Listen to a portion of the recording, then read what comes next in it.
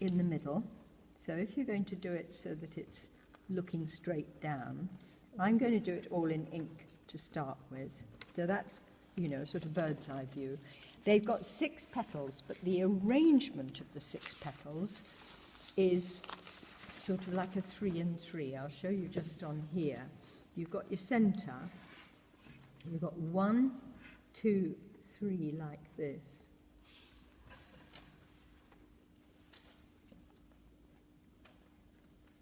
And then the other 3 are tucked in behind. And you always see, it's sort of like a little crease, so you see the line. Okay, so if you sort of, quite often, if you're not sure about getting the positioning, do the central line, and then, not meant to look like a face, but if you do that line, then it helps you to get them in the right place, okay? So here, I'll do 1, 2, 3. I'm going to do it a little bit darker because you're not going to be able to see it. But really make sure you've got that brush in control. And the way I do it is I do a little, almost like a dot, and then down. It's a long dot. This is the way they sometimes do plum blossom and even lotus as well. And then you tuck the other one in. Now, you wouldn't see many of the flowers absolutely face on like that. You're sometimes going to see them slightly at an angle. So here I might do one where you can see the side of the cup shape. So you might have one, and you just see a little bit of it here. So that's going to be a bit foreshortened, isn't it?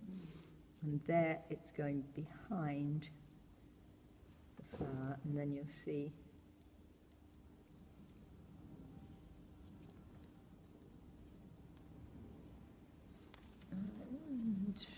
do another one,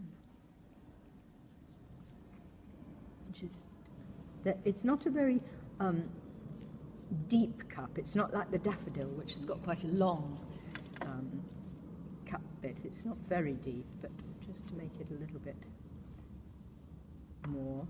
And then we'll have 1, 2, 3.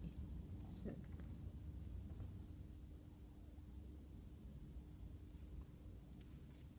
you can always sort of, at this stage, join them up and then have a look and think, oh, I could do with another one here, or I could do another one there, and add a few more just to make the shape better. I mean, obviously, you want a few more here. So here I'll have,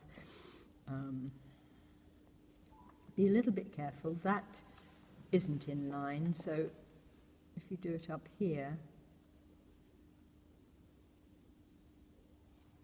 oops, sorry. Thick.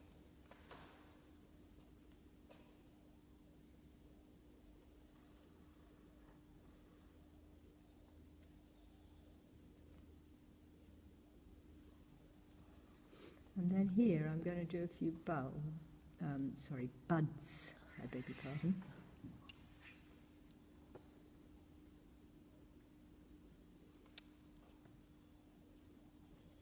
Have another up here. Be a little bit careful, you sort of get the angle slightly different. Right. Don't worry about joining every single one on, but obviously these can't just be floating, so bring that one down. You might see that. You see a little bit here, but don't worry too much about just as long as you've got some. Then it's got this funny sort of sheath bit here. So get your, which is brown and dried up.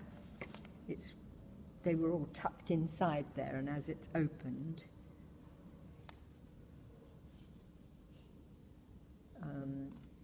it's just turned into a little bit of sort of dried up, almost leaf-like stem.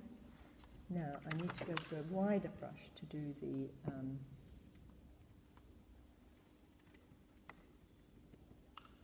leaves. And it might be, I'm just looking at it, it could do with another something there, I think. Anyway, it might be quite nice to do the leaves in colour. So what I'll do is I'll make green with Gambosian indigo. You can do green with other colours, Gambosian, some of the other blues which give a brighter one, and also Gamboge with ink gives you a nice green. If you use this one, interesting, you get a much more what I call dirty, slightly yucky green. It's lovely, almost more like a sap green. But I'm just going to do the ordinary because they're sort of bright-ish. I think those two are your favourite colours, Maggie. I get through more tubes of this. Everybody's got their You favourite. just squeeze them into those pots then? Yes, I do. Yes, yes. I They should go have. hard, don't they? Yes, Chew. I get so fed up with them either going hard or when you squeeze them you think, It's why is my burnt. palm feeling a little bit damp? It's because it's all coming out the bottom. So that's a little bit too dark, so we'll just get a bit more yellow. So yes, I squeeze them all out. That's a good idea.